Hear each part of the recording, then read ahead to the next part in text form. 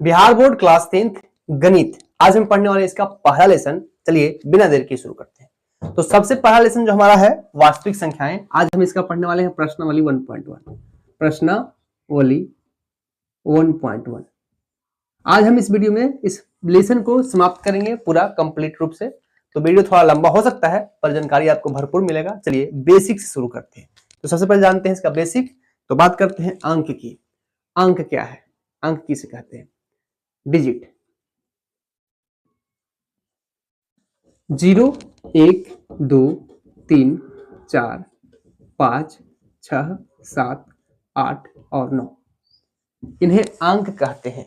0 से लेकर 9 तक की संख्या को अंक कहते हैं। और इसकी संख्या 10 है। इसकी संख्या 10 है। इसकी संख्या 10 है। अगर पूछा जाए आपसे कि सबसे छोटी संख्या क्या है तो इसका जवाब 0 नहीं होगा, 1 होगा। सबसे छोटी संख्या 1 को कहा जाता है। सबसे छोटी संख्या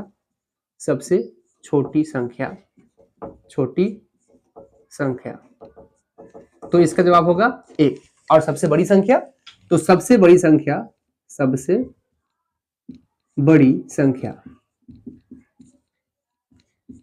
संख्या आज तक किसी को नहीं पता कि क्या होगा, क्योंकि इनफाइनाइट है, अनंत है, संख्याएं अनंत हैं, इसलिए कोई नहीं बता सकता है कि बड़ी संख्या कौन है। आइए अगर मैं बात करूं कि एक अंक की सबसे छोटी संख्या, एक अंक की सबसे छोटी संख्या,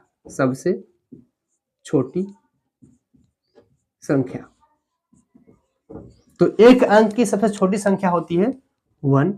और अगर मैं बात करूं एक अंक की सबसे बड़ी संख्या, एक अंक की सबसे बड़ी संख्या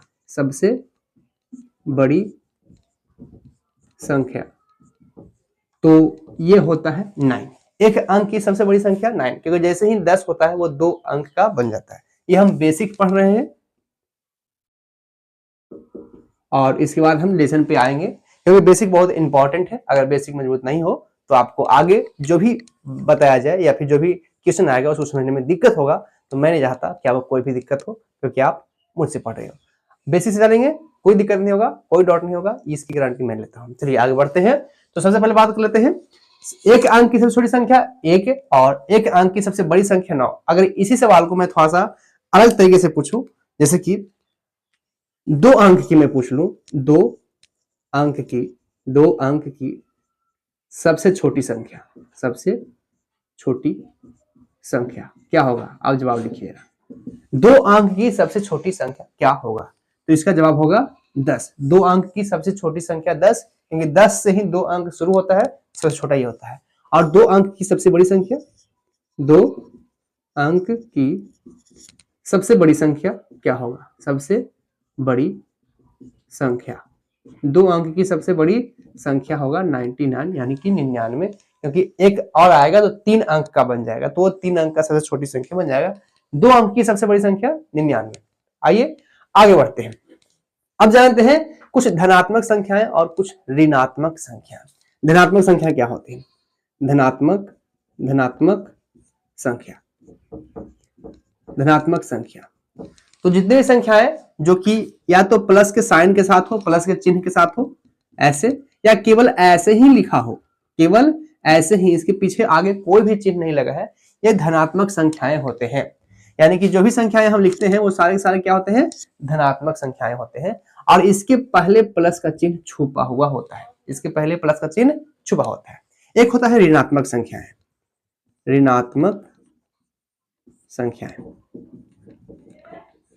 जो भी संख्या है उसके पहले माइनस यानी ऋण का चिन्ह लगा होता है। तो -1, -2, -5, -10, ये सब के सब ऋणात्मक संख्या होती है। आई होप आपको समझ में आ गया होगा धनात्मक संख्या और ऋणात्मक संख्या। अब एक सवाल बनता है कि अगर ये धनात्मक है और ये ऋणात्मक है तो शून्य क्या है? शून्य क्या है? क्या यह धनात्मक संख्या है? क्या यह ऋणात्मक संख्या है?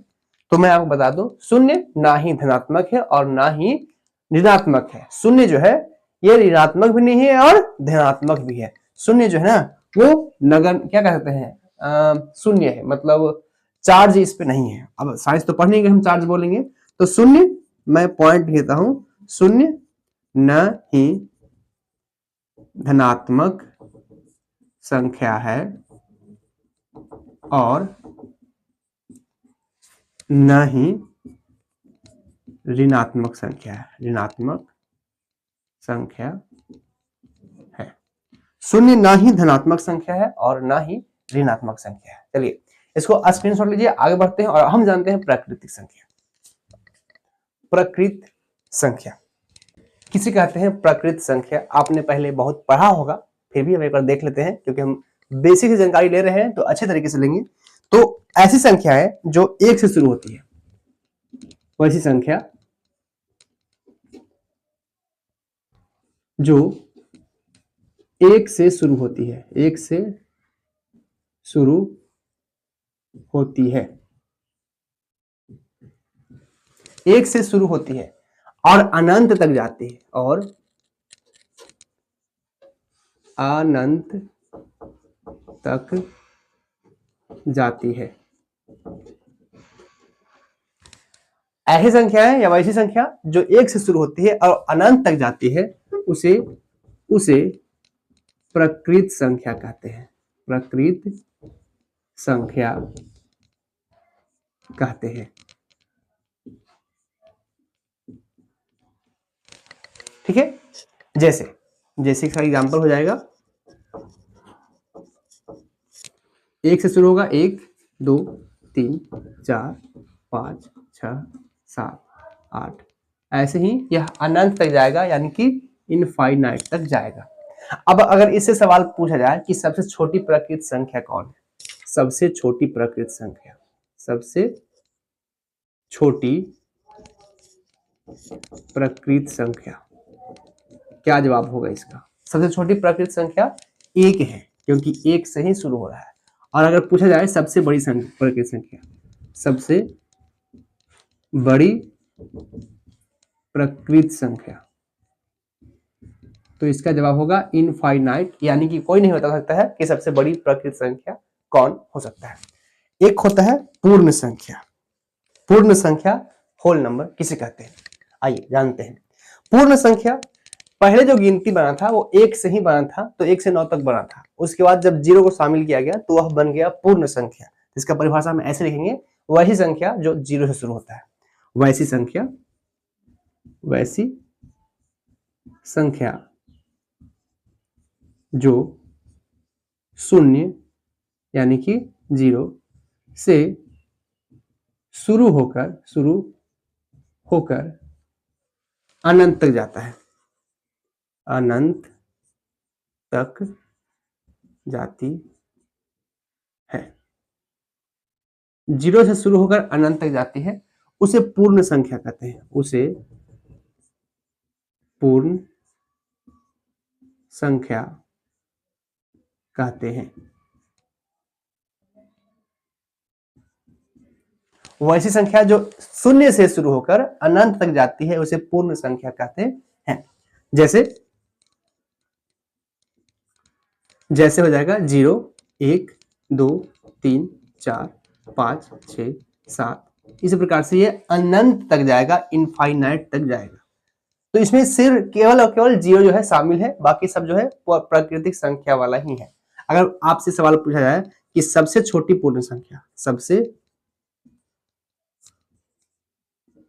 छोटी पूर्ण संख्या, तो इसका जवाब होगा 0। और अगर पूछा जाए सबसे बड़ी पूर्ण संख्या, सबसे बड़ी पूर्ण संख्या, तो इसका जवाब होगा इनफाइनाइट, कोई नहीं बता सकता कि कौन होगा। अगर आपसे पूछा जाए कि क्या सभी पूर्ण संख्याएं प्राकृतिक संख्या हो सकता है, सभी पूर्ण संख्याएं प्राकृतिक संख्या हो सकता है, तो इसका जवाब होगा बिल्कुल नहीं। क्यों नहीं होगा? क्योंकि पूर्ण संख्या में 0 शामिल है और ये प्राकृतिक संख्या में 0 शामिल नहीं है। तो ये अगर चाहे इसके घर जाना तो चले तो जाएगा, सबके लिए जगह मिलेगा, लेकिन 0 के लिए जगह नहीं मिलेगा। इसलिए पूर्ण संख्या कभी भी प्राकृतिक संख्या नहीं हो सकता है। लेकिन सभी के सभी प्राकृतिक संख्या पूर्ण संख्या हो सकता है। अगर ये इसके घर आएगा तो सबके लिए जगह मिलेगा और एक रूम एक्स्ट्रा भी होगा 0 के लिए। अब चूंकि इसमें जीरो तो है नहीं तो इसकी जरूरत ही नहीं है, तो सभी प्राकृत संख्याएं पूर्ण संख्या हो सकता है, लेकिन सभी पूर्ण संख्याएं प्राकृतिक संख्या नहीं हो सकता है। इसको भी आप लिख लीजिए, नोट कर लीजिए स्टार देकर। सभी प्राकृत संख्याएं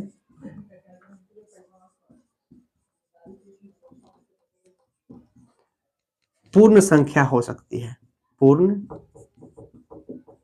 संख्या हो सकती है, परंतु सभी प्राकृत संख्याएं पूर्ण संख्या हो सकती है, परंतु सभी पूर्ण संख्याएं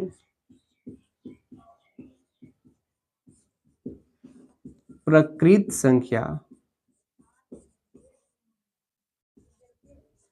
संख्या नहीं हो सकती है, नहीं हो सकती है।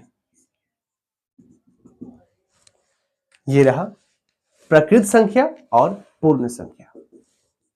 आइए आगे बढ़ते हैं, इसके पहले आप इसका स्क्रीनशॉट लीजिए। पूर्णांक, जब पूर्ण संख्या जान गए तो पूर्ण संख्या में अगर ऋणात्मक संख्या जोड़ दिया जाए तो उसे पूर्णांक कहते हैं। पूर्ण संख्या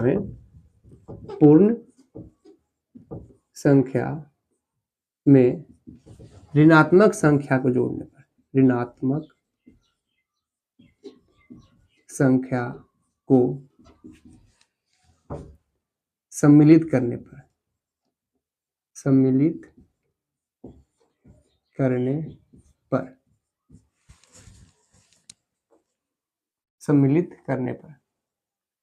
पर, पूर्णांक संख्याएं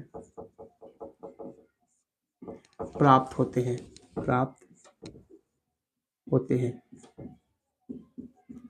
अगर पूर्ण संख्या में ऋणात्मक संख्या को ऐड कर दिया जाए तो पूर्णांक प्राप्त होता है। जैसे कौन कौन पूर्णांक है, जैसे अगर ये पूर्ण संख्या 0 से होता है 0, 1, 2, 3, 4, 5, 6, 7, ऐसे ही अनंत तक जाता है।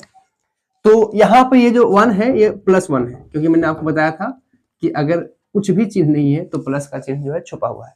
अगर इस पूर्ण संख्या में ऋणात्मक संख्या ऐड कर दिया जैसे -3, -2, -5, -7, तो ये ऋणात्मक संख्या होगा। तो ऋणात्मक संख्या को ऐड कर दिया जाए तो ये जो बन गया है ये बन गया पूर्णांक। अच्छा मैं इसको थोड़ा सा सही तरीके से लिख दूं, जैसे यहाँ प्लस, यहाँ -1 लिखना चाहिए था, यहाँ पे -2, -3, -4, ऐसा मैंने इसलिए लिखा क्योंकि संख्या रेखा पे ऐसा होता है। पर ये जरूरी नहीं कि यहाँ पर -4 लिखा है, यहाँ माइनस कुछ भी लिख सकते हैं, कोई दिक्कत नहीं है। बस माइनस, प्लस और 0 तीनों का तीनों होना चाहिए। तो पूर्णांक का परिभाषा है कि पूर्ण संख्या में ऋणात्मक संख्या को सम्मिलित कर दिया जाए तो वो पूर्णांक प्राप्त हो जाता है। और पूर्णांक में माइनस भी होता है और प्लस भी होता है और 0 भी होता है, ये तीनों होता है, ये पूर्णांक है। ओके, सम संख्या वही संख्या जो 2 से पूरी तरह विभाजित हो जाए, 2 से पूरी तरह कट जाए, उसे सम संख्या कहते हैं। आइए लिखते हैं, वैसी संख्या जो 2 से पूरी तरह विभाजित हो जाए, वही संख्या जो 2 से पूरी तरह विभाजित हो जाती है, हो जाए, उसे सम संख्या कहते हैं।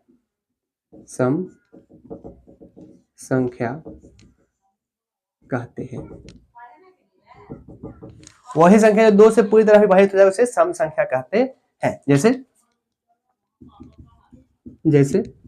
2, 4, 6, 10, 12, 18, 20, etc।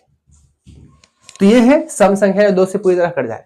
अगर बात करें कि बहुत बड़ा संख्या हो जाए, अगर 10 अंक की संख्या है तो कैसे पता करेंगे कि वो सम संख्या है? क्या 2 से काट कर पता करेंगे? नहीं, तो फिर बहुत ज्यादा टफ हो जाएगा, कठिन हो जाएगा। तो इसके लिए एक और परिभाषा है, इसका परिभाषा एक और क्या है, वैसी संख्या जिसके अंत में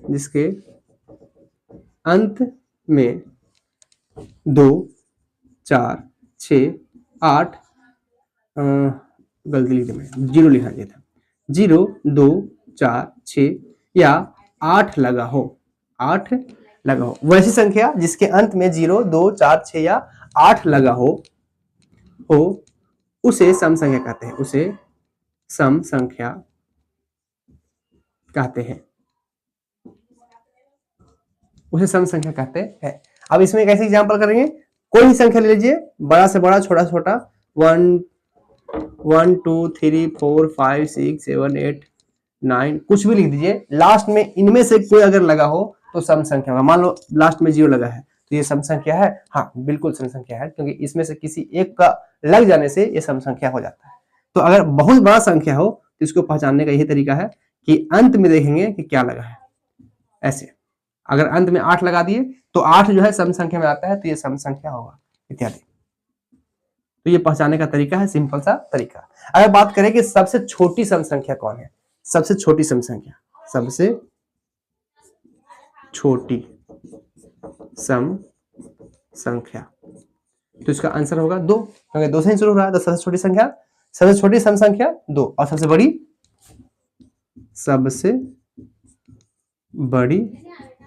सम संख्या, तो फिर से वही जवाब होगा इनफाइनाइट, क्योंकि पता नहीं कि कौन बड़ा संख्या है, क्योंकि संख्याओं का ही पता नहीं है। अगर हम बात करते हैं, क्या बात करते हैं, कुछ नहीं, विषम संख्या किसे कहते हैं, विषम संख्या आइए समझते हैं। विषम संख्या, ऑड नंबर,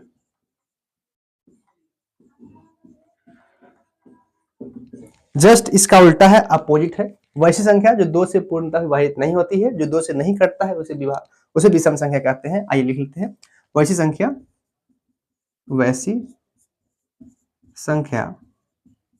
जो 2 से पूरी तरह विभाजित नहीं होती है, विभाजित नहीं होती है। वही संख्या जो 2 से पूरी तरह विभाजित नहीं होती है उसे विषम संख्या कहते हैं, उसे विषम संख्या कहते हैं। चलिए जैसे एग्जांपल देख लेते हैं, जैसे 1 5 9 21 19 25 105 115 86, ये सारे के सारे जो है विषम संख्या है। और अगर बहुत बड़ा संख्या आ जाए, 10 अंक की 12 अंक की संख्या आ जाए तो कैसे पता करेंगे, फिर तो 2 से काटेंगे नहीं। तो इसके लिए भी एक परिभाषा है। क्या है इसका परिभाषा, आइए जानते हैं। वैसी संख्या जिसके अंत में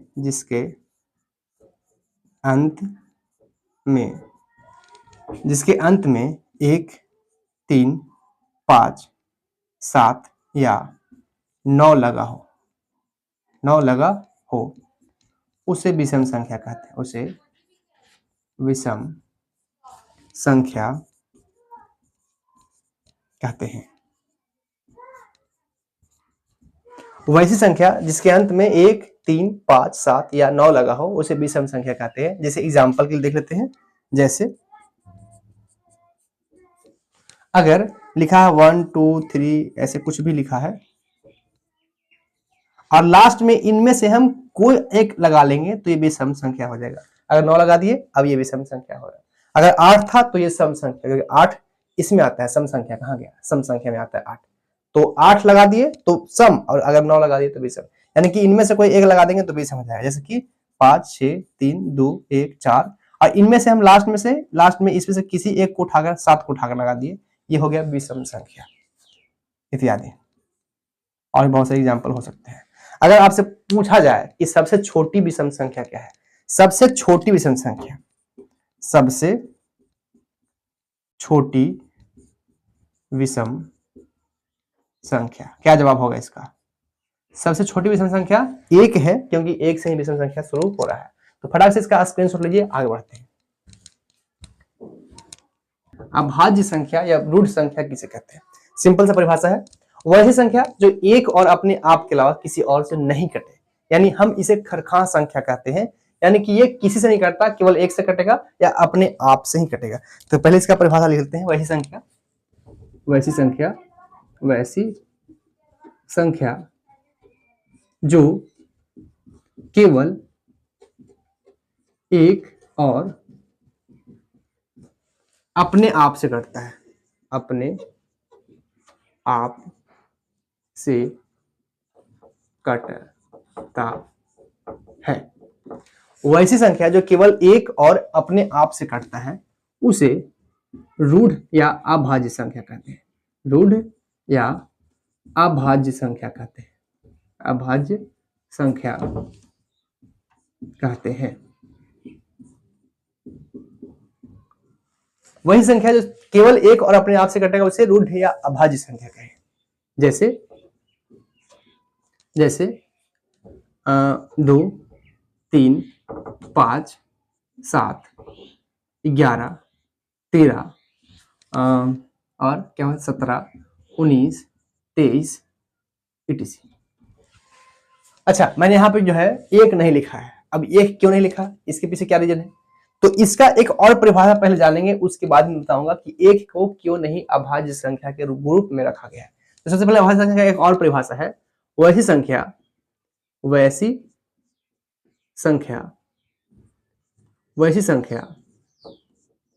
जिसके, इसको मैं ब्लैक से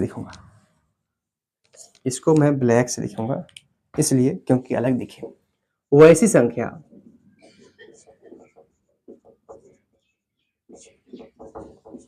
जिसके केवल दो गुणनखंड होते हैं, दो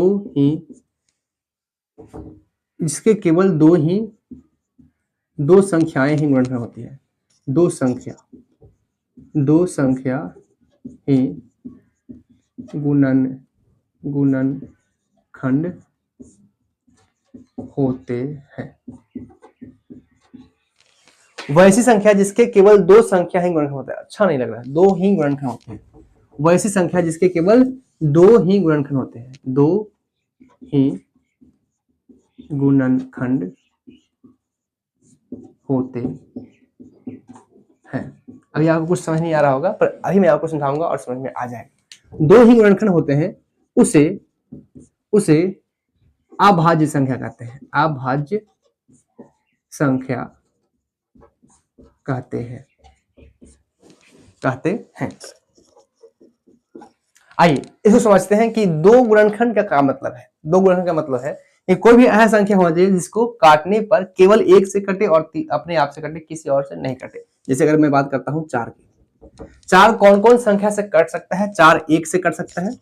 4 का गुणनखंड क्या होगा? 4 का गुणनखंड क्या क्या हो सकता है?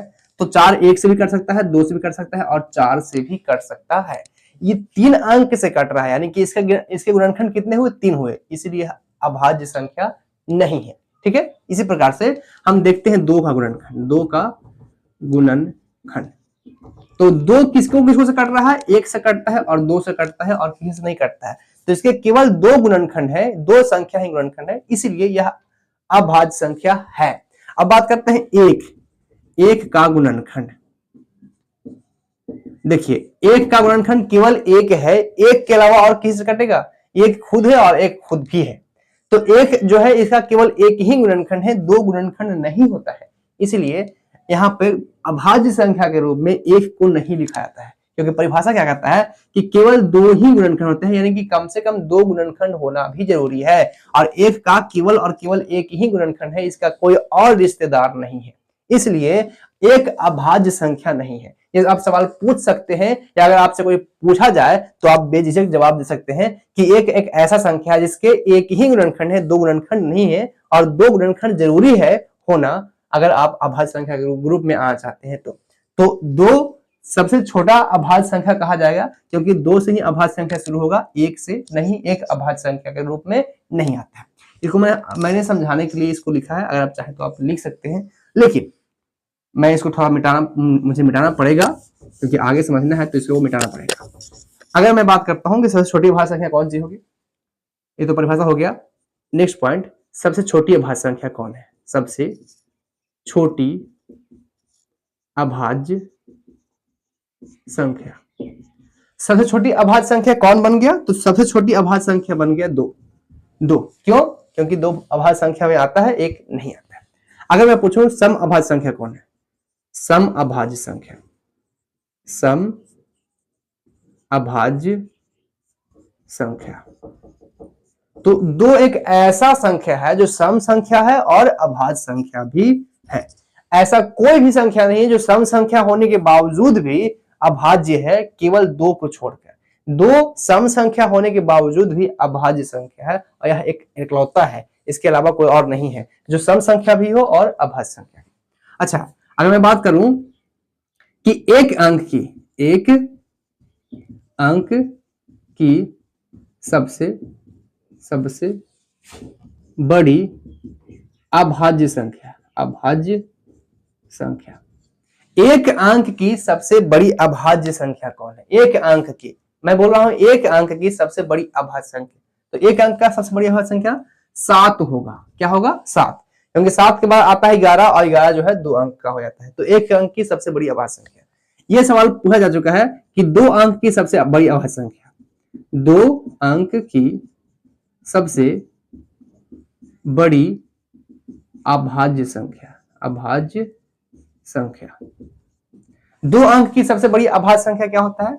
97 होता है। 97 2 अंक की सबसे बड़ी अभाज्य संख्या। भाज्य या यौगिक संख्या किसे कहते हैं? जस्ट अभाज्य संख्या का उल्टा है, यानी कि जहां पे अभाज्य संख्या वैसी संख्या जो केवल एक और अपने आप से कटती है और किसी से नहीं कटती है, जस्ट उसका उल्टा है भाज्य संख्या एक और अपने आप के अलावा भी अन्य संख्या से कटता है।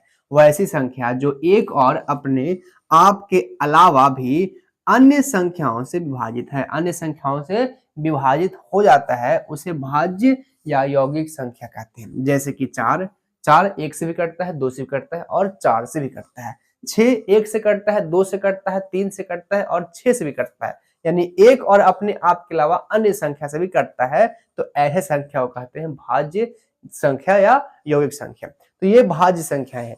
अब हम पूछेंगे कि सबसे छोटी भाज्य संख्या कौन सा है?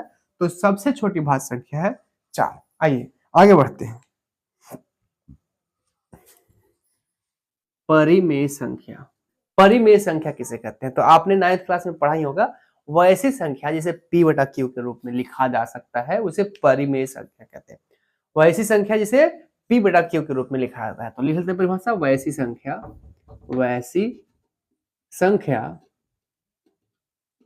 जिसे p बटा q के रूप में लिखा जा सकता है, वैसी संख्या जिसे p बटा q के रूप में लिखा जा सकता है,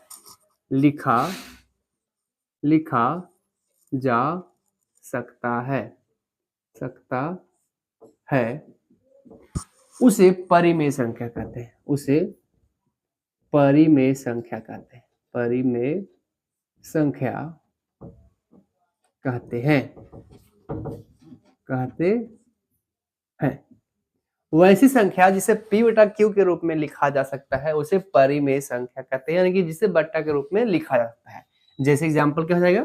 जैसे हो जाएगा, जैसे 3 बटा 4, जैसे -2 बटा 8, जैसे 16 बटा 15, इस प्रकार से।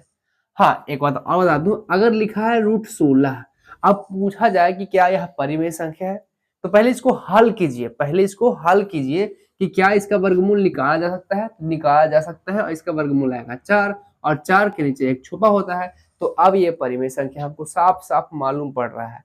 तो अगर ऐसे बना कर ना पूछे, सीधे पूछे कि √16 क्या परिमेय संख्या है, तो कहेंगे जी हाँ परिमेय संख्या है।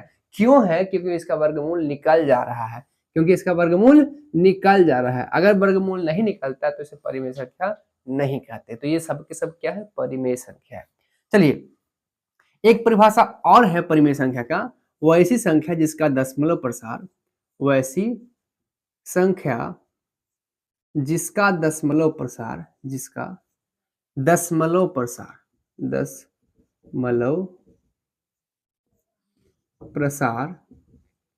शांत होता है। क्या होता है? जिसका दशमलव प्रसार शांत होता है, यानी कि अगर हम दशमलव निकालेंगे तो शांत होगा, या अशांत आवर्ती होगा, अशांत आवर्ती होता है। वैसी संख्या जिसका दशमलव प्रसार शांत या अशांत आवर्ती होता है, अशांत आवर्ती होता है, आवर्ती होता है, होता है। वैसी संख्या जिसका दशमलव प्रसार शांत या अशांत आवर्ती होता है उसे परिमेय संख्या कहते हैं, उसे परिमेय संख्या कहते हैं, संख्या कहते हैं। वैसी संख्या जिसका दशमलव प्रसार शांत होता है या अशांत आवर्ती होता है उसे परिमेय संख्या कहते हैं। जैसे जैसे क्या हो जाएगा इसका एग्जांपल, जैसे हो जाएगा 1.325। देखिए यहाँ पर जो डिवाइड किया गया है तो यहाँ पर 1.325 मतलब कि यहाँ तक आकर जो है संख्या पूरी तरह से विभाजित हो गया और इसके आगे कुछ भी नहीं है। एक एग्जांपल और लेते हैं 3.424, ये पूर्ण रूप से विभाजित है जिससे शांत है। अशांत का एग्जांपल लेते हैं 1.335 और ऊपर एक बिंदु लगा है, इस बिंदु को रेकरिंग कहते हैं और इसका मतलब होता है कि अब इसके बाद 5 बार बार बार बार आता रहेगा, तो ऐसे संख्या को कहते हैं आवर्ती। ये सब कुछ 9th में पढ़ना था। एक और ले लेते हैं, जैसे लिखा हुआ है 1.34 और ये दोनों पर ऐसे लाइन नहीं बनाया हुआ है, तो लाइन का मतलब ही होता है आवर्ती, यानी कि बार बार 34 आता रहेगा, तो ऐसे संख्या को कहते हैं आवर्ती, अशांत आवर्ती संख्या। और जो भी अशांत आवर्ती संख्याएं होते हैं वो परिमेय होते हैं। तो ये परिमेय संख्या, ये भी परिमेय संख्या, ये भी परिमेय, ये भी और ये भी परिमेय और ये भी परिमेय है। तो आपको कोई भी डाउट न रह जाए कि परिमेय कौन है कौन नहीं है, तो ये परिमेय संख्या है। अच्छा, एक टॉपिक होता है कि क्या शून्य परिमेय संख्या है? शून्य एक परिमेय संख्या है? जी हाँ, शून्य एक परिमेय संख्या है, शून्य एक परिमेय संख्या है, शून्य एक परिमेय संख्या है। क्यों और कैसे? क्योंकि यहाँ लिखा है शून्य और शून्य के नीचे एक छुपा होता है, तो ये बटा के रूप में हो गया। क्या कहा था मैंने? अच्छा, नहीं कहा था, आओ जान लेते हैं। वही संख्या जिसे पी बटा क्यू के रूप में लिखा जा सकता है उसे परिमेय संख्या कहते हैं। जहां एक लाइन मैंने यहाँ पे छोड़ दिया, जहां पी क्यू एक पूर्णांक है, एक पूर्णांक है, पूर्णांक है, जहां पी क्यू एक पूर्णांक है तथा क्यू नॉट इक्वल टू 0, यानी क्यू के बराबर 0 नहीं होना चाहिए। ये बहुत इंपॉर्टेंट है, ये जो मैंने लिखा है ये बहुत इंपॉर्टेंट है। P बटा Q के रूप में होना तो चाहिए ही, लेकिन जहां P और Q एक पूर्णांक है और Q बराबर 0 नहीं होना चाहिए, यानी जो नीचे वाला हर होता है वो 0 के बराबर नहीं होना चाहिए। ऊपर 0 हो कोई दिक्कत नहीं है, नीचे 0 नहीं होना चाहिए। इसीलिए यहाँ पे 0/1 लिखेंगे तो ऊपर 0 है नीचे 0 नहीं है, इसलिए P बटा Q के रूप में है और इसीलिए इसे हम परिमेय संख्या कहेंगे। तो इसलिए हम कहेंगे कि 0 एक परिमेय संख्या है, 0 एक परिमेय संख्या है। चलिए अब जान लेते हैं अपरिमेय संख्या। अपरिमेय संख्या इरेशनल नंबर किसे कहते हैं? अपरिमेय संख्या। देखिए, परिमेय संख्या के जस्ट उल्टा होता है अपरिमेय संख्या। परिमेय संख्या किसे कहते हैं? जो P बटा Q के रूप में लिखा जाता है, जिसको P बटा Q के रूप में लिख सकते हैं वो परिमेय संख्या होता है, और अपरिमेय संख्या उल्टा है, इसे P बटा Q के रूप में नहीं लिख सकते हैं। वैसी संख्या जिसे P बटा Q के रूप में नहीं लिख सकते हैं उसे अपरिमेय संख्या कहते हैं, उसे अपरिमेय संख्या कहते हैं, जहां P और Q एक पूर्णांक है तथा Q 0 के बराबर नहीं होता है। जैसे कि एग्जांपल √3, √2, √5, √10 ये सभी के सभी अपरिमेय संख्या है, क्योंकि इनका वर्गमूल नहीं निकलता है। अपरिमेय संख्या ऐसे ही संख्या होता है जिसका वर्गमूल पूरी तरीके से नहीं निकलता है, तो ये अपरिमेय संख्या है, इसका वर्गमूल पूर्ण रूप से नहीं निकलता है। पाई एक अपरिमेय संख्या, ये एक पॉइंट है, पाई एक अपरिमेय संख्या है, जबकि पाई का जो मान है वो होता है 22/7। पाई बराबर होता है 22/7। पाई बराबर कितना होता है? 22/7। लेकिन पाई बराबर जो 22/7 होता है ये 22/7 परिमेय संख्या है और ये पाई अपरिमेय संख्या है। अब आप पूछेंगे ऐसा क्यों? ये अपरिमेय है तो ये भी अपरिमेय होना चाहिए, लेकिन ऐसा नहीं है। पाई का मान जो 22/7 है वो परिमेय है। कैसे? आइए समझते हैं। देखिए, असल बात यह है कि पाई का मान 22/7 के सनिकट होता है। सनिकट का मतलब कि इसके बहुत नजदीक होता है, 22/7 नहीं होता है। पाई का मान 22/7 नहीं होता है, बल्कि इसके बहुत नजदीक होता है। एक एग्जाम्पल समझते हैं। मान लीजिए आपका घर आगरा के ताजमहल के जस्ट बगल में है, मतलब समझिए 10 कदम 20 कदम दूरी पे है। तो अगर अपने दोस्त को बुलाना है अपने घर, तो क्या बोलेंगे कि मेरा घर ताजमहल के पास है, मेरा घर ताजमहल के पास है। पर ताजमहल के जस्ट पास नहीं है, 20 कदम की दूरी है। तो जस्ट ऐसे ही पाई का मान 22/7 के साथ निकट है, यानी बहुत नजदीक है, इसलिए लोग मान लेते हैं कि 22/7 ही इसका मान है, पर ये है नहीं। इसलिए पाई एक अपरिमेय संख्या है, यह एक अपरिमेय संख्या है, जबकि 22/7 एक परिमेय संख्या है, परिमेय संख्या है। तो ये पूछता भी है कि पाई का मान किस परिमेय संख्या के साथ निकट है, तो 22/7 के। 22/7 क्या है? परिमेय। पाई क्या है? अपरिमेय संख्या। तो ये बहुत अच्छा और इंपॉर्टेंट पॉइंट है। अपरिमेय संख्या, पाई एक अपरिमेय संख्या, इसका मान 22/7 के साथ निकट होता है। चलिए, पाई परिमेय जान लिए, अपरिमेय जान लिए। अपरिमेय का एक और परिभाषा होता है। अपरिमेय का एक और परिभाषा होता है, क्या होता है? इसका दशमलव प्रसार कैसा होता है? तो अशांत अनावर्ती होता है। वैसी संख्या जिसका दशमलव प्रसार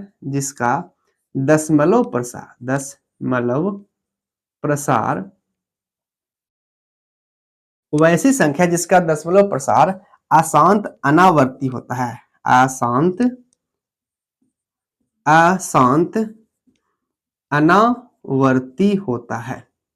अनावर्ती होता है। ऐसी संख्या जिसका दशमलव प्रसार अशांत अनावर्ती होता है, यानी कभी भी नहीं कटता है और न ही कभी भी आवर्ती होता है, यानी कि एक ही संख्या बार बार आता है। ये 9th क्लास में पढ़ा था। अगर आपने पढ़ा होगा आपको समझ आ रहा होगा। वही संख्या जिसका दशमलव प्रसार अशांत अनावर्ती होता है, उसे अपरिमेय संख्या कहते हैं। उसे अपरिमेय संख्या कहते हैं।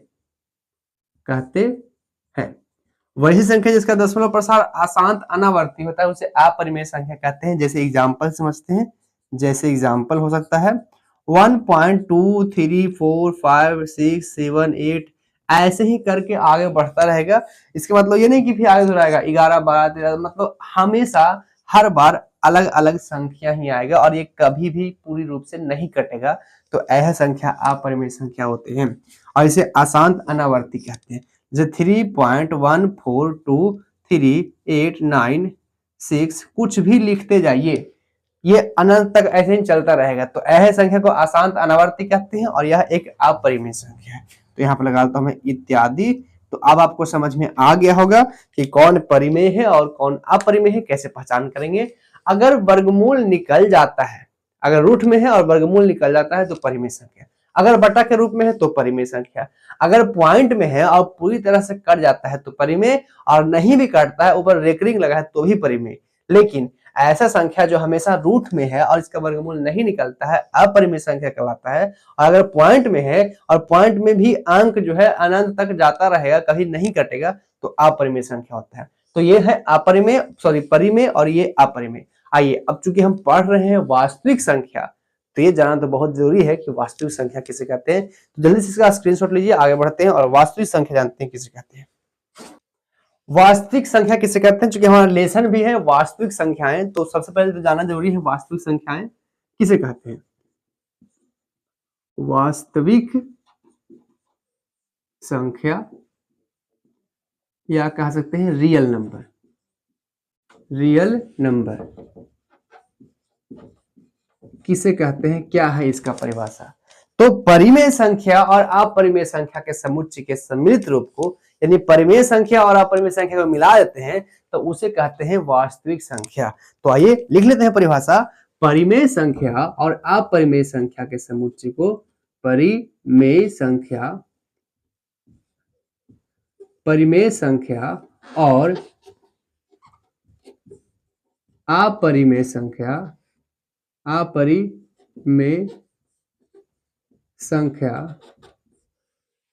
के समुच्चय के सम्मिलित रूप को, ऐसे लिखना सीख नहीं रहेगा। परिमेय संख्या के समुच्चय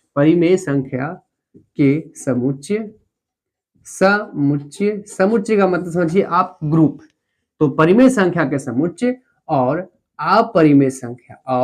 अपरिमेय संख्या के समुच्चय, परिमेय संख्या के समुच्चय और अपरिमेय संख्या के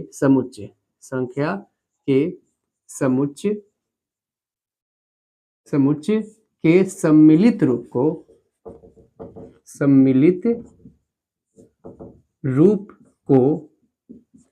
वास्तविक संख्या के समुच्चय कहते हैं। परिमेय संख्या के समुच्चय और अपरिमेय संख्या के समुच्चय के सम्मिलित रूप को वास्तविक संख्या का समुच्चय कहते हैं। वास्तविक संख्या का समुच्चय कहते हैं। यानी कि परिमेय संख्या और अपरिमेय संख्या किससे बना है? तो वास्तविक संख्या से बना है। यानी वास्तविक संख्या के दो बेटे हैं, पहला परिमेय संख्या और दूसरा अपरिमेय संख्या। पहला परिमेय संख्या और दूसरा अपरिमेय संख्या।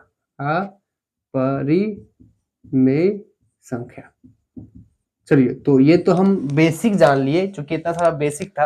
अब हम बात करते हैं टॉपिक पे, क्योंकि हमें आज लेसन समाप्त करना है 1.1। तो आइए अब हम टॉपिक पे बात कर लेते हैं।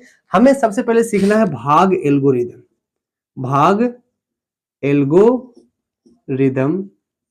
सूत्र। भाग एल्गोरिदम सूत्र हम जानेंगे अभी। तो क्या होता है भाग एल्गोरिदम सूत्र? आइए समझते हैं। हमने बचपन से पढ़ा है भाग, लेकिन हम थोड़ा सा ध्यान नहीं दिए हैं। आज हम ध्यान देंगे और सीखेंगे भाग एल्गोरिदम सूत्र। आई होप आप में से किन को पता होगा, बहुत से लोगों को पता होगा। जैसे कि एग्जाम्पल समझते हैं। अगर मैं 10 में भाग देता हूं 3 से, तो यहाँ भाग लगाऊंगा मैं 3 मरतबे, और यहाँ 9 और यहाँ 1। ये जो बीच में है इसे भाज्य कहते हैं, और जो भाग देने वाला है उसे भाजक कहते हैं, भाजक। और जो भाग देने पे आया उसे भागफल कहते हैं, भागफल। और जो नीचे बचता है उसे शेषफल कहते हैं। ये सबको पता है। ये है भाज्य, ये है भाजक, ये है भागफल और ये है शेषफल, सबको पता है। अब इसी को एक सूत्र में ढाल दिया गया, बनाया गया, जिसे भाग एल्गोरिदम सूत्र कहते हैं। क्या है सूत्र? तो सूत्र है भाज्य बराबर भाजक गुना भागफल और प्लस शेषफल। तो ये है फॉर्मूला, भाज्य बराबर भाजक गुना भागफल प्लस शेषफल। इसी को शॉर्टकट में भाज्य को A कहते हैं, भाजक को B कहते हैं, भागफल को Q कहते हैं और शेषफल को R कहते हैं। तो फॉर्मूला बनता है A = BQ + R। हाँ, यहाँ पर एक बात और इंपॉर्टेंट है, जहां R का जो वैल्यू होगा वो हमेशा 0 से बड़ा या बराबर होगा, लेकिन B से छोटा होगा। B से छोटा कहने का मतलब कि जो भाग देने वाला है उससे छोटा ही होगा, क्योंकि अगर B के बराबर आ जाए, यानी कि जिसके से हम भाग दे रहे हैं वो उतना ही आ जाए, 3 से भाग दें तो यहाँ 3 शेषफल आ जाए, तो क्या हम एक बार तो फिर से नहीं लगा सकते हैं? लगा सकते हैं और ये पूरा कट जाएगा। तो इसलिए यहाँ पर जो है हमेशा जो शेषफल होगा वो B यानी कि भाजक से छोटा ही होता है। तो यही पॉइंट मैंने यहाँ लिखा है। R जो शेषफल होता है वो 0 से बड़ा या बराबर होता है, लेकिन B से छोटा होता है, यानी भाजक से छोटा होता है। इसी सूत्र को कहते हैं भाग एल्गोरिदम सूत्र, भाग लेमा और भाग एल्गोरिदम सूत्र, जो भी है सब यही है, एल्गोरिदम। तो इसी सूत्र का इस्तेमाल हम अभी लेसन में करेंगे। तो आइए अब हम शुरू करते हैं लेसन को। पहला क्वेश्चन प्रश्नावली 1.1 का कहता है निम्नलिखित संख्याओं का HCF ज्ञात करने के लिए यूक्लिड विभाजन एल्गोरिदम का प्रयोग कीजिए। तो यहाँ पर 3 क्वेश्चन दिए हैं। प्रश्नावली 1.1 क्वेश्चन नंबर पहला मैं बना रहा हूं। कहता है यूक्लिड विभाजन विधि द्वारा आप HCF ज्ञात कीजिए, और पहला क्वेश्चन है 135 और 225। क्या करना है? HCF निकालना है। HCF निकालना है 135 और 225 का। चलिए शुरू हो जाते हैं। तो अगर आपको नहीं आता है HCF निकालने, तो मैं आपको बता रहा हूं, ध्यान से समझिएगा। बहुत सिंपल, आसान है, मजा आएगा। तो सबसे पहले जो भी बड़ा संख्या है उसे आप बीच में लिखिए, क्योंकि यहाँ हम भाग प्रक्रिया द्वारा निकालने वाले हैं, भाग विधि द्वारा निकालने वाले हैं। तो यहाँ बीच में लिख दिया मैंने 225, और जो छोटा है उसे मैंने साइड में लिखा है। अब इसका नियम ये कहता है कि आप एक ही बार में पूरा काट दीजिए। भाग में होता है एक एक अंक करके काटते हैं उतार करके, लेकिन ये जो HCF बनाते हैं इसमें एक ही बार में जितना कटता है काट दीजिए। आइए काट कर दिखाते हैं तब आपको समझ में आएगा। तो 135 को अगर हम भाग दें 225 से, तो एक टाइम हम लगाते हैं 135 और घटाएंगे तो शेषफल क्या हो जाएगा, 5 में से 5 गया 0, और ये हो गया 12 में से 3 गया 9, ये तो खत्म हो गया। तो 90 शेष बचा। अब जो शेष बचा है ये शेष अब इससे से भाग लेगा, यानी 135 से भाग लेगा। इसके कहने का मतलब ये है कि अगर तुम इसको काटते हो तो अच्छी बात है, और अगर तुम इसे नहीं काट पाते हो तो हम तुमको काटेंगे। यानी कि इसको मौका दिया गया कि तुम इसे मार दो, अगर तुम इसे नहीं मारे जो शेषफल बचेगा वो तुमको मारेगा। तो यहाँ पर देखो 90 जो शेषफल बचा, अब ये 135 को काटेगा। तो कितना टाइम लगाते हैं, अगर 2 से लगाते हैं तो ज्यादा हो जाएगा, इसलिए एक ही बार लगाएंगे 90 और शेषफल बचेगा 45, शेषफल 45 बचेगा। अब देखिए यहाँ भी पूरा तरीके से नहीं कट पाया, शेषफल आ गया है। तो अब ये कहेगा कि तुमने मुझे नहीं काटा इसलिए मैं तुम्हें काटूंगा, और यहाँ 90 जो है बीच में लिखा जाएगा। अब 45 से 90 में भाग लगाएंगे तो कितना मरतबा लगाएंगे, 2 मरतबे 90 पूरा के पूरा कट गया, और ये जो है खत्म हुआ, समाप्त हो गया। शेषफल कितना आया, शेषफल जो है 0 आ गया, शेषफल 0 आ गया, क्योंकि शेषफल 0 लाना ही जरूरी है। अब यहाँ पे बात करते हैं कि इसका HCF क्या हुआ। HCF यहाँ भी कटा, यहाँ भी कटा, यहाँ भी कटा, तो HCF क्या हुआ, तो जो लास्ट में काट दिया, जो लास्ट में समाप्त कर दिया युद्ध को, वही हुआ असली हीरो। तो असली हीरो कौन है, यहाँ पे असली हीरो है 45, क्योंकि इसी ने काट के सबको खत्म किया है लास्ट में। तो 45 हीरो हो गया, यानी कि HCF कितना हुआ, HCF बराबर हो गया 45। यही इसका असली आंसर हुआ। आइए अब कहता है कि भाग एल्गोरिदम विधि से, तो अब ये क्या नया तरीका है। तो भाग एल्गोरिदम कहने मतलब है कि वही सूत्र को इसमें आप अटैच कीजिए, यानी सूत्र के द्वारा जो है इसको लिखिए। तो हम ऐसे लिखेंगे 225 बराबर, इस भाग के प्रक्रिया को हम यहाँ पर लिखकर शो करेंगे। तो 225 में हम 135 से भागा दिए थे, ये हो गया भाजक, गुना भागफल कितना आया था 1, और प्लस शेषफल कितना बचा था 90। ऐसे इसके बाद भी समाप्त नहीं हुआ तो हम दूसरे स्टेप को भी लिखेंगे। तो इस टाइम हम भाग दिए थे 135 में, तो ये भाज्य हो गया 135, भाजक क्या हुआ 90, और भागफल कितना आया था 1, और शेषफल कितना हो जाता 45 यानी 45। अभी भी ये खत्म नहीं हुआ था, तो फिर से हम भाग दिए थे 90 में, तो यहाँ भाज्य हो गया 90, भाजक हो गया 45, और भागफल हो गया 2, और शेषफल हो गया 0। तो इस प्रकार से हमने भाग एल्गोरिदम तरीके से लिख दिया है, और हमको पता है कि HCF बराबर कितना आया है, तो 45 आया है। ये इसका असली फाइनल आंसर हो गया। तो ये केवल मैंने क्वेश्चन नंबर 1 बनाया। आइए अब हम बनाते हैं क्वेश्चन नंबर 2। तो मैं जस्ट बगल में ही लिख लेता हूं क्वेश्चन नंबर 2 क्या कहता है। क्वेश्चन नंबर 2 कहां है, क्वेश्चन नंबर 2 कहता है 196 और 38,220। 196 और 38,220, इन दोनों का HCF ज्ञात करना है। कैसे ज्ञात करेंगे, आइए समझते हैं। तो फिर से हम वही तरीका अपनाएंगे। पहले तो हम जो बड़ा है 38,220 इसे अंदर लिखेंगे, और यहाँ हम 196 से भाग देंगे। हाँ, भाग देने का तरीका वही रहेगा, एक एक अंक करके नहीं काटना है, एक ही बार में जितना कटता है काट दो। ये इसका तरीका है HCF निकालने का। तो एक ही बार में कितना से लगाए कितना कट जाए, तो अब हमें मल्टीप्लाई करके देखना पड़ेगा कि 196 में कितना से मल्टीप्लाई करे कि इतना आ जाए।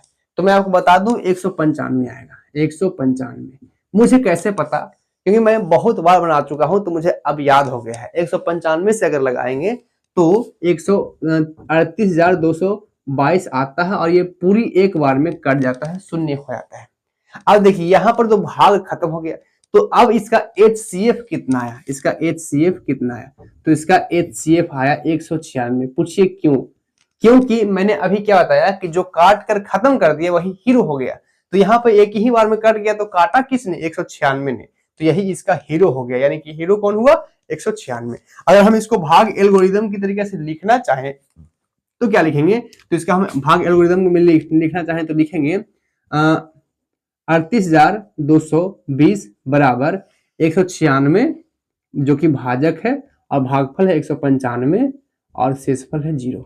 इस प्रकार से हमने इसे एल्गोरिदम के तरीके से लिख दिया। इसी का तीसरा क्वेश्चन जो है उसे बनाते हैं। क्या क्वेश्चन है तीसरा क्वेश्चन कहता है 867 और 255। 867, देखिए ये क्वेश्चन फर्स्ट बनाया मैंने यहाँ, सेकंड बनाया मैंने यहाँ और थर्ड में यहाँ बना रहा हूँ।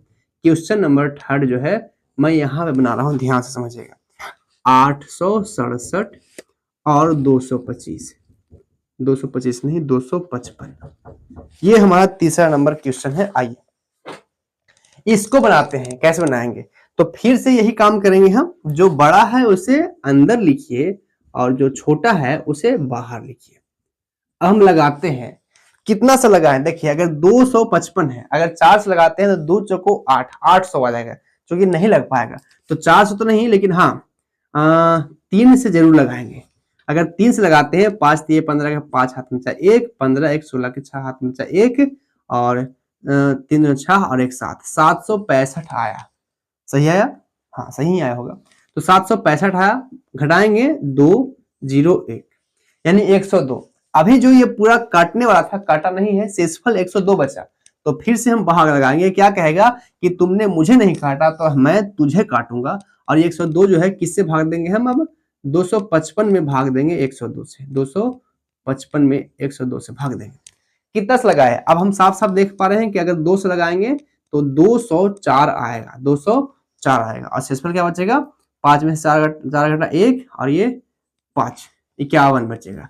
अब फिर ये पूरा नहीं कट पाया तो अब 51 से 102 में भाग देंगे और ये 2 मरतबे लगाएंगे और ये पूरा पूरा कट जाएगा और शून्य शेषफल आ जाएगा।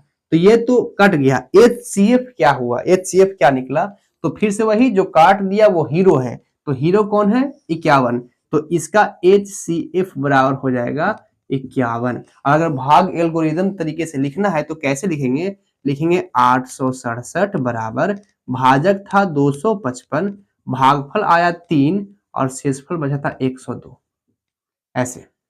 उसके बाद फिर हम एक और बार लगाए तो यहाँ हो जाएगा भाजक हो जाएगा 255 और भाज्य हो गया 255, भाजक था 102, भागफल आया था 2 और प्लस शेष बचा था 51। और लास्ट स्टेप यहाँ पर लिखेंगे 102 बराबर भाजक था 51 गुना 2 से भाग लगाए और प्लस शेषफल 0 आया। इस तरीके से हम लिखकर बना लेंगे।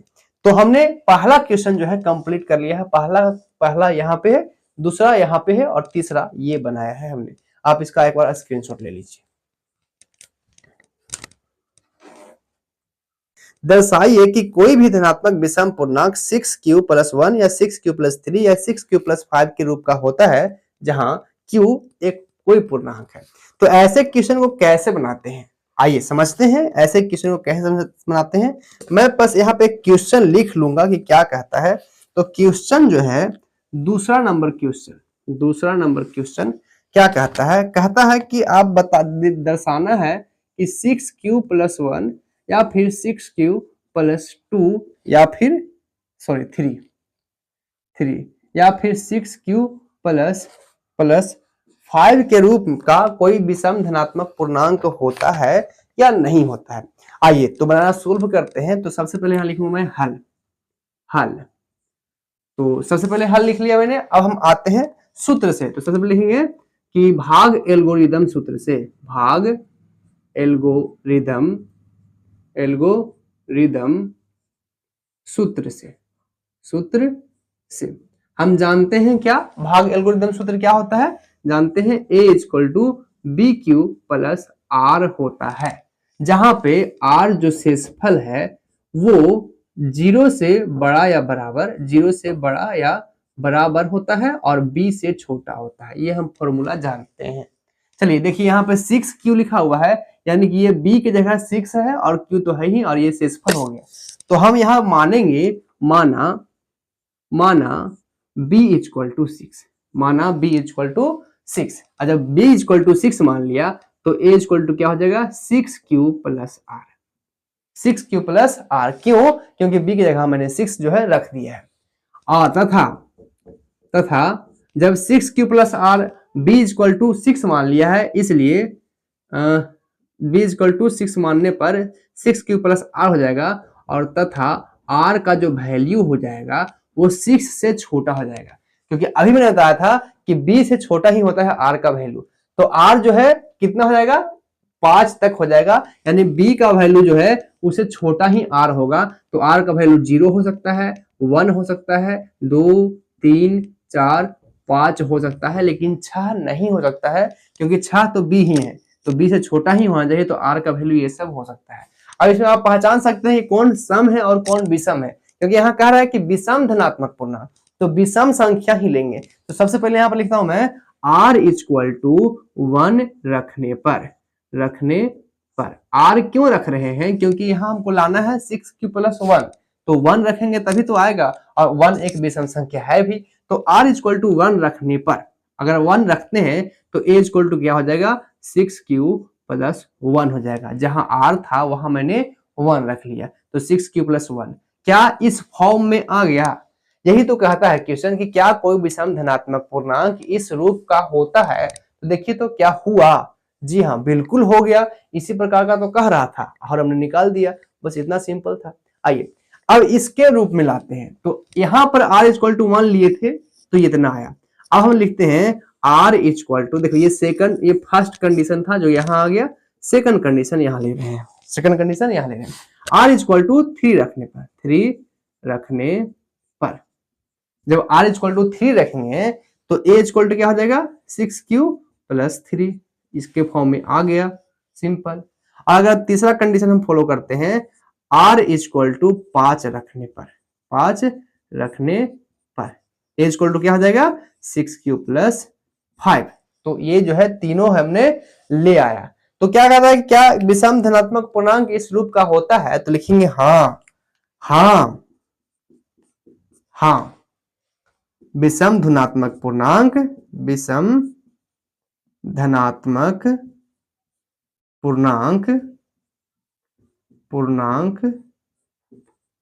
इस रूप का होता है। विषम धनात्मक पूर्णांक इस रूप का होता है, जैसा कि मैंने यहाँ पे साबित किया है। तो ये बनकर खत्म हो गया, इसमें कोई जान ही नहीं था, बहुत ही सिंपल क्वेश्चन था। तो दूसरा क्वेश्चन हमने कर लिया है। आइए इसको स्क्रीनशॉट लीजिए, उसके बाद आगे बढ़ते हैं क्वेश्चन नंबर 3 की। क्वेश्चन नंबर 3 पढ़ते हैं। पहले क्या कहता है किसी परेड में 616 सदस्य वाली एक सेना यानी कि आर्मी की टुकड़ी को 32 सदस्यों वाले एक आर्मी बैंड के पीछे मार्च करना है। दोनों समूह को समान संख्या वाले स्तंभों में मार्च करना है। इन स्तंभों की अधिकतम संख्या क्या है इनमें जिसमें वे मार्च कर सकते हैं? सिंपल क्वेश्चन है, बहुत बड़ा जो है लंबा खींच दिया है। देखिए कहता है कि 616 सदस्य हैं, यानी कि आर्मी है। क्वेश्चन नंबर 3 हम पढ़ने वाले हैं। इसके पास 616 आर्मी है। कितना है?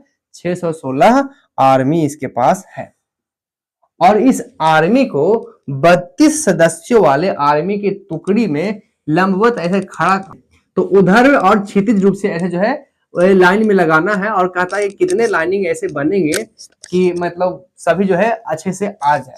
तो ऐसे क्वेश्चन में हमें HCF ज्ञात करना होता है। ऐसे क्वेश्चन को हम बनाने के लिए HCF ज्ञात करना है। तो हमें दो संख्या पहले ही दे दिया गया है, 616 आर्मी और 32 सदस्य। तो इन दोनों का बस साधारण रूप से हम HCF ज्ञात करेंगे और ये क्वेश्चन बन जाएगा। तो आइए निकालते हैं HCF। तो इसको मिटाओ, यहां लिखो हल, और लिखेंगे 616 तथा 32 का HCF, और फिर हम वहीं पर क्यों निकालेंगे, कौन सा वाला? ये वाला 616 और 32 का HCF ज्ञात करेंगे ऐसे। ठीक है, तो आइए देखते हैं कितना सा लगाएं। अगर 232, अगर हम इसमें 2 से 10 से गुना करेंगे तो कितना हो जाएगा? 320 जाएगा, और 20 से करेंगे तो 640 हो जाएगा। 16 लाना है, यानी कि हम 19 से करेंगे। 32 में 19 से गुना करेंगे, 9 दूनी 18 का 8 1, 27 1 28 और ये हो जाएगा 2 3 8 1 5 1 6। हाँ 608 आया, तो मैंने यहाँ पे 19 टाइम लगाया, 19 मरतबा लगाया तो 608 आया, 608 आया। अब मैं घटा देता हूं तो आएगा 8। अब ये 8 जो है 32 को काटेगा, क्योंकि इसने इसको पूरा नहीं काटा। अगर तुमने मुझे पूरा नहीं काटा तो मैं तुम्हें काटूंगा, तो ये 4 मरतबे 32 कट जाएगा और शेषफल 0 आएगा। तो अब यहाँ पर HCF कितना हुआ, HCF बराबर हो गया 8। तो अब क्या कहता है कि 32 सदस्यों वाले टुकड़ी को, इतना आर्मी को कितने स्तंभों में या कितने लाइन में जो है खड़ा कर सकते हैं, तो 8 लाइन में खड़ा कर सकते हैं। स्क्रीनशॉट जल्दी से ले लीजिए, ठीक है। आगे बढ़ते हैं।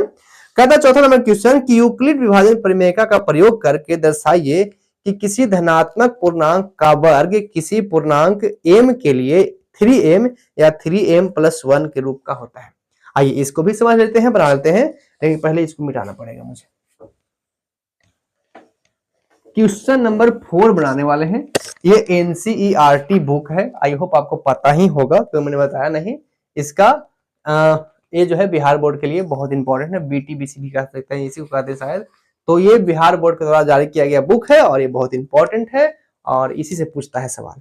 तो क्वेश्चन नंबर हम पढ़ने वाले हैं चौथा, क्वेश्चन नंबर 4 पढ़ने वाले हैं।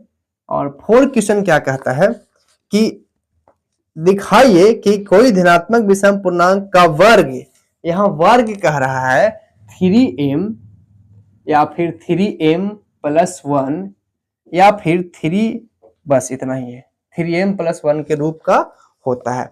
तो फिर से वही तरीके से बनाएंगे, आइए समझते हैं। बस यहां पर याद रखना है वर्ग कहा है, वर्ग कहा है, क्या कहा है, वर्ग, और वर्ग का मतलब होता है स्क्वायर। तो हम करेंगे वर्ग क्वेश्चन बनाते समय। तो सबसे पहले मैं यहाँ पर हल लिखता हूं, हल। क्वेश्चन जो है आपके पास होगा, मैं क्वेश्चन यहाँ पर लगा दूंगा। तो आइए समझते हैं आगे हल। सबसे पहले लिखेंगे कि भाग एल्गोरिदम सूत्र से, भाग एल्गोरिदम, एल्गोरिदम सूत्र से, सूत्र से हम जानते हैं भाग एल्गोरिदम सूत्र क्या होता है, A = BQ + R। यानी प्रॉब्लम जहां पे R का जो वैल्यू होता है वो 0 से बड़ा या बराबर होता है पर B से छोटा होता है। ये बहुत इंपॉर्टेंट है, काम का चीज है। तो A = BQ + R ये भाग एल्गोरिदम का सूत्र है, जहां R का वैल्यू 0 से बड़ा या बराबर होता है परंतु B से छोटा होता है। ठीक है, आइए आगे बढ़ते हैं। अब माना चूंकि यहाँ 3 है इसलिए हम B = 3 ही मानेंगे, B = 3 मानेंगे। तो माना B = 3, माना B = 3, इसलिए A = क्या हो जाएगा, A = हो जाएगा 3Q और प्लस R। A = 3Q हो जाएगा क्योंकि B की जगह मैंने 3 मान लिया, तो 3Q + R। तथा R का जो वैल्यू हो जाएगा वो 3 से छोटा हो जाएगा। तो R = हो जाएगा 0, R = हो जाएगा 1, R = हो जाएगा 2। 1, 2 और 0 यही 3 हो सकता है वैल्यू, क्योंकि B = 3 है, यानी कि R का वैल्यू शेषफल जो है वो 3 से छोटा ही होगा। चलिए अब बारी बारी से जो है हम R का वैल्यू रखेंगे। तो यहाँ पहला कंडीशन में R = 0 रखने पर, अच्छा मैं यहाँ पे 0 क्यों रख रहा हूँ, क्योंकि मुझे पता है कि 3m के रूप में लाना है, यानी कि 1 2 3 4 बगल में कुछ नहीं चाहिए, तो हम 0 रखेंगे तो ही तो ऐसा आएगा। तो इसलिए मैंने यहाँ पे क्या लिखा, यहाँ पे R = 0 रखा। जब R = 0 रखेंगे तो A = क्या हो जाएगा, A = हो जाएगा 3Q और प्लस 0, यानी कि समझिए तो A = 3Q ही हो गया। यहाँ पे 0 का तो खत्म हो गया सब कहानी। तो ये तो मैंने सिंपल निकाला है। क्या कहता है कि वर्ग निकालना है, तो आइए दोनों तरफ वर्ग करने पर, दोनों तरफ वर्ग करने पर दोनों तरफ वर्ग करने का मतलब है कि इस तरफ भी वर्ग करेंगे और इस तरफ भी, तो ये A² हो जाएगा और ये 3Q का स्क्वायर हो जाएगा, ऐसे। आइए आगे बढ़ते हैं। A² बराबर हो जाएगा 3 का स्क्वायर होता है 9 और Q का Q², इस प्रकार से लिख देंगे 9Q²। A² बराबर, यहां हम 9 को तोड़ेंगे और 3 × 3Q² लिख देंगे। केवल 9 को तोड़ा है और 3 × 3 किया है, क्योंकि दोनों को आपस में गुना करेंगे तो 9 ही आ जाएगा, तो कोई फर्क नहीं पड़ने वाला। तो 3 × 3Q²। अब लिखेंगे माना माना 3q² बराबर m। ये 3q² को मैंने m मान लिया, तो अब a² बराबर क्या हो जाएगा, a² बराबर हो जाएगा 3m।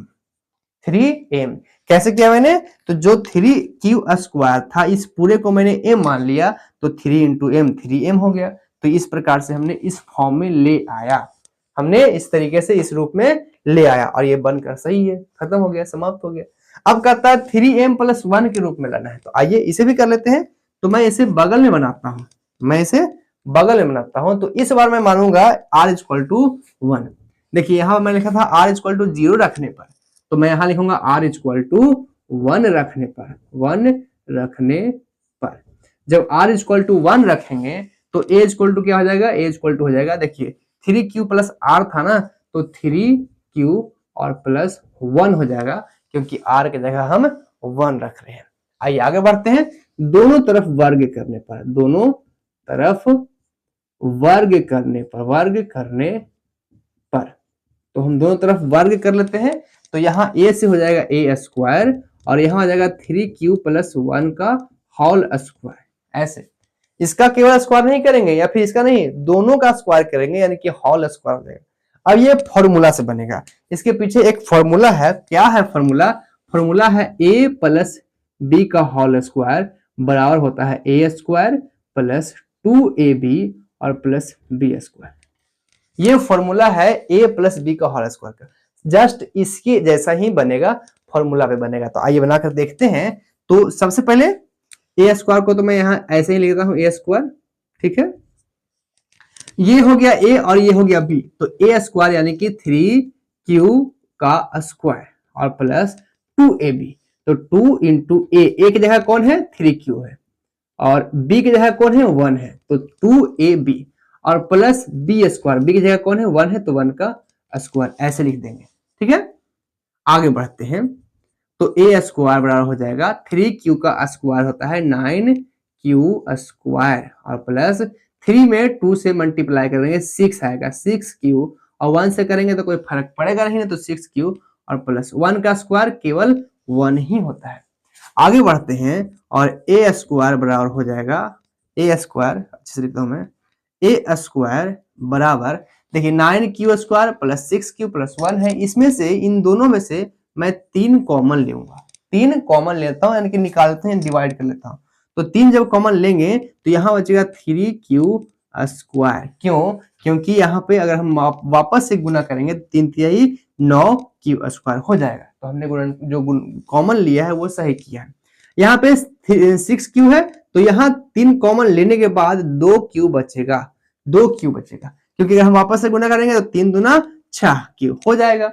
और ये प्लस 1 था वो बाहर ऐसे ही लिख देते हैं, बाहर 1। तो इन दोनों में से हमने 3 जो है कॉमन लिया, तो यहाँ बचेगा 3q² और यहाँ बचेगा 2q। आगे बढ़ते हैं, यहाँ लिखेंगे माना, माना इन जो पूरा कोष्ट में लिखा है उसे m मान लेते हैं।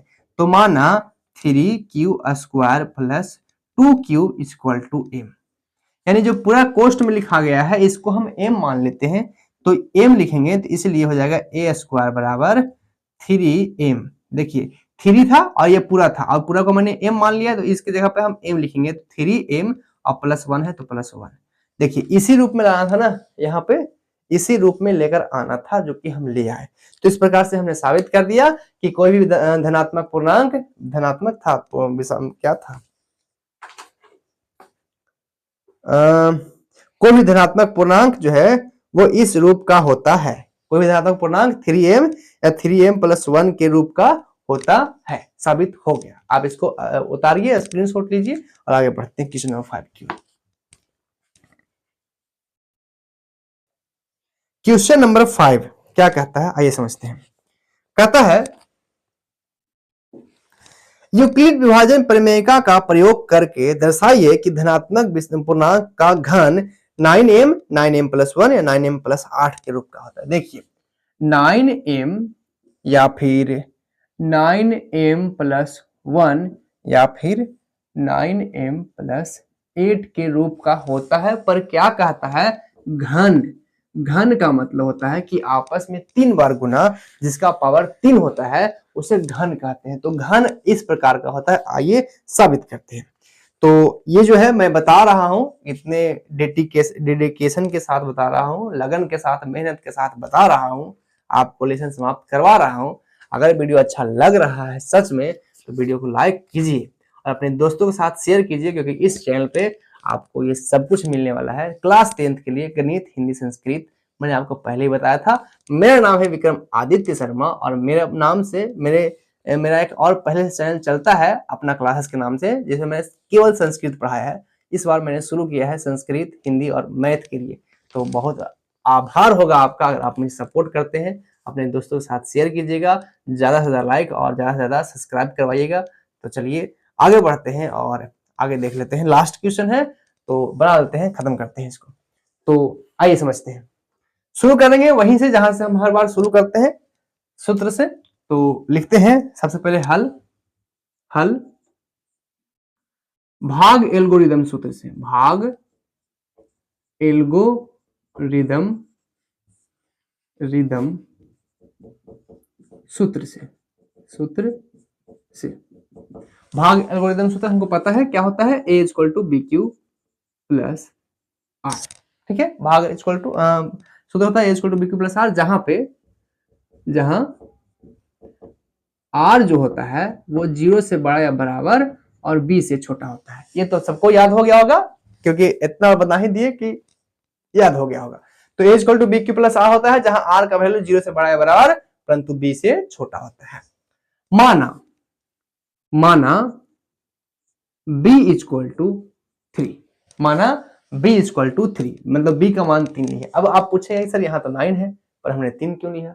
देखिए यहाँ पर घन करने का रहा है और हम अगर 9 लेंगे तो 9 का स्क्वायर 81 और 81 का भी 9 से गुणा करेंगे तो बहुत लंबा हो जाएगा, इसलिए मैंने b इक्वल टू 3 माना है और इससे भी आंसर आएगा, टेंशन नहीं लेने का, इससे भी आंसर आएगा। आइए करके देखते हैं। तो अगर हम b इक्वल टू 3 लेंगे तो फिर a इक्वल टू बन जाएगा 3q, a इक्वल टू हो जाएगा 3q प्लस r, तथा r का जो वैल्यू हो जाएगा वो क्या हो जाएगा, r इक्वल टू 0 होगा, 1 होगा और 2 होगा, क्योंकि 3 तो नहीं ले सकते हैं, 3 तो b का ही वैल्यू है, तो 0, 1 और 2 हो सकता है।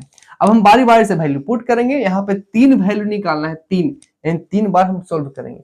आइए पहला करते हैं, पहला कंडीशन r इक्वल टू 0 रखने पर, r इक्वल टू 0 रखने पर, जब r इक्वल टू 0 रखेंगे तो a इक्वल टू हो जाएगा 3q और प्लस 0, यानी कि a इक्वल टू 3q ही हो जाएगा, 3q हो गया।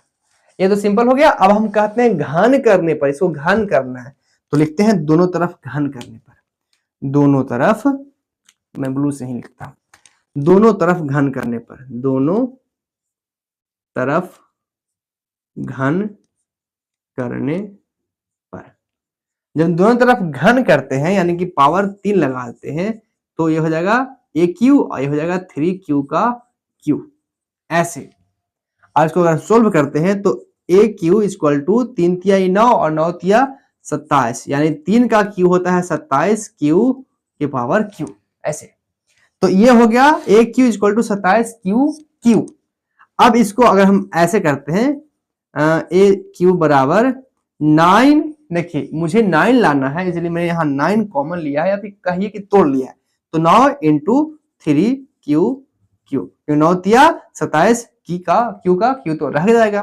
तो अब हम यहाँ लिखते हैं माना इसको मैंने M मान लेता हूं, 3Q बराबर M, यानी कि जिसको हटाना है, मार्कर गिर गया यार, जिसको हटाना है उसे M मान लीजिए। तो मुझे यहाँ पर M लाना है इसलिए मैंने इसको M मान लिया। तो अब AQ बराबर हो जाएगा 9M और इस फॉर्म में ये आ गया, 9 की जगह 9 लिख दिया और ये जो 3Q था उसे M मान लिया है तो यहाँ M लिख दिया। इसी फॉर्म में लाना था ना, तो इस फॉर्म में तो आ गया, ये पहला बन गया।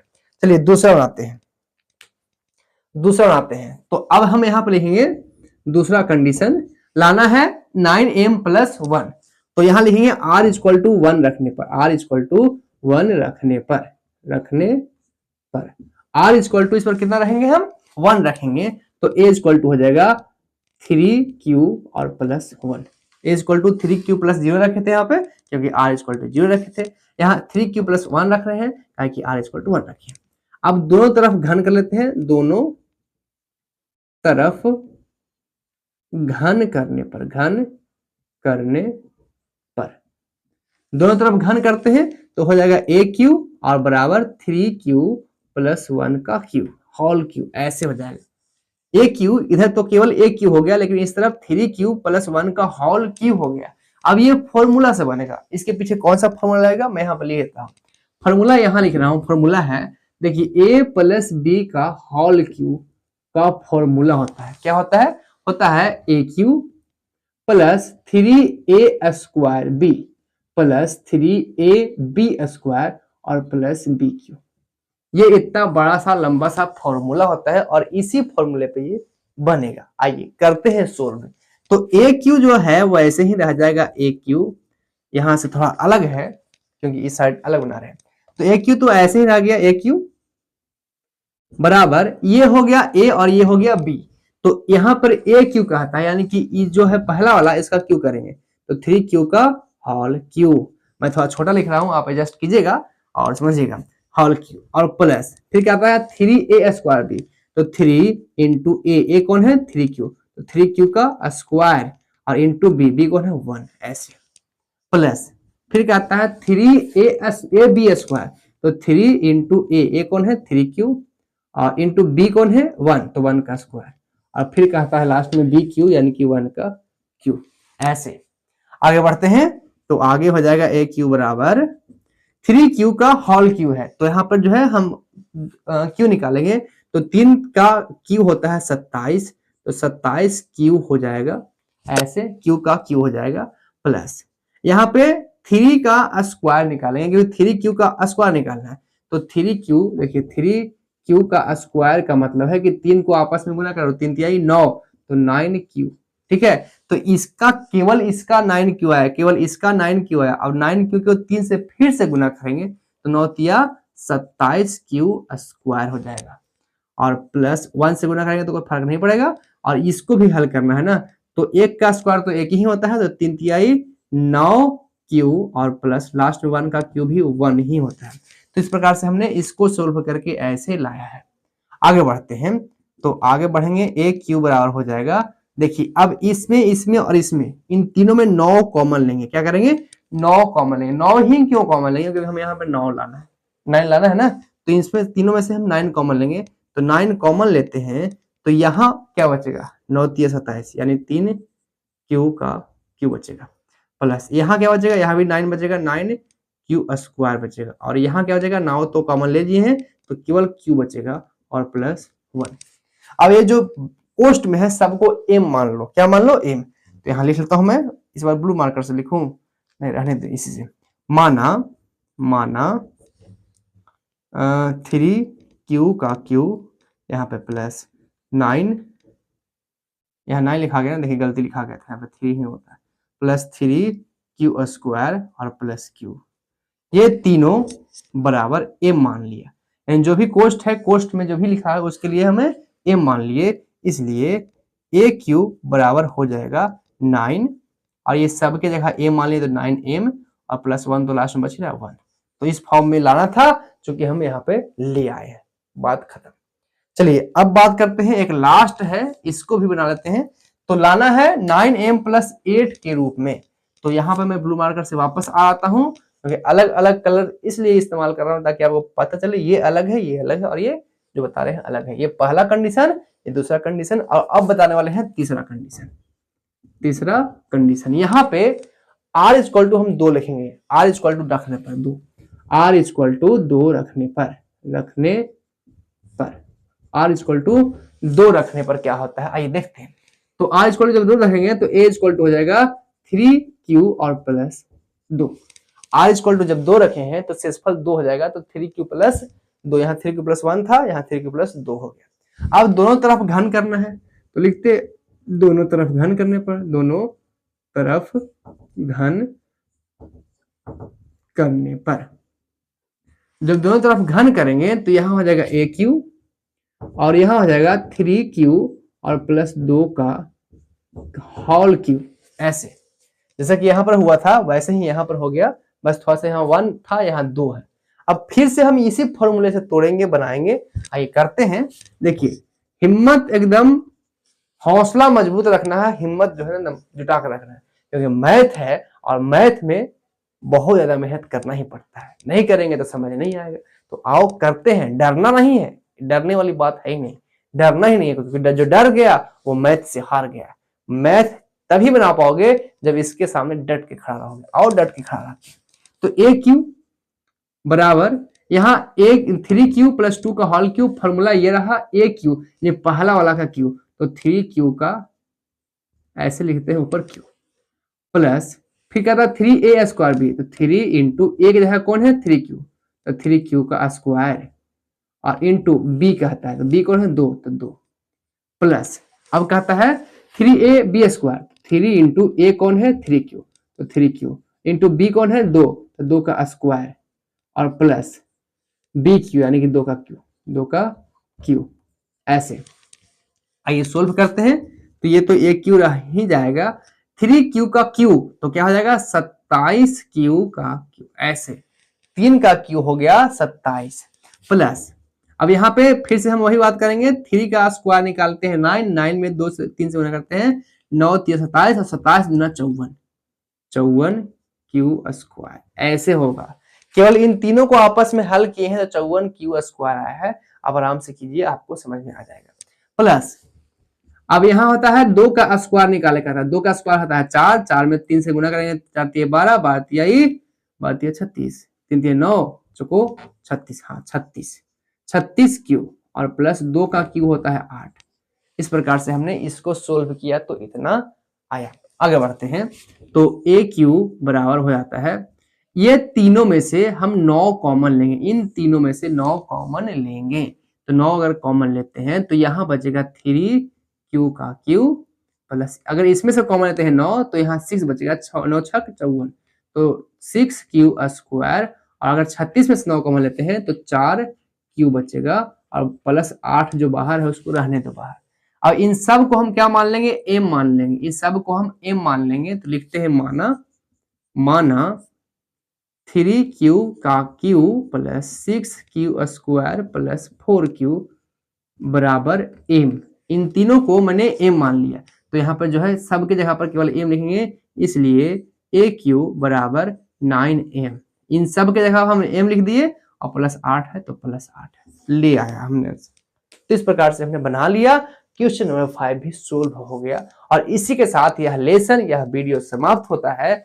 आप इस वीडियो को लाइक कीजिए, अगर पसंद आता है तो ही लाइक कीजिएगा, पर हाँ जो भी कमी है इस वीडियो में आप मुझे कमेंट कीजिए। नेक्स्ट टॉपिक आपको मिलेगा 1.2 कंप्लीट एक ही वीडियो में। प्लीज प्लीज आपसे बहुत नम्र निवेदन है, सपोर्ट कीजिए, इस चैनल को ग्रो करवाइए और इसी प्रकार से अपना प्यार बरसाए रखिए। तो अपने दोस्तों के साथ शेयर जरूर कीजिएगा। फिर मिलते हैं नए वीडियो में, तब तक के लिए देखते रहिए, सीखते रहिए। बाय बाय, जय हिंद। स्क्रीनशॉट ले लीजिए।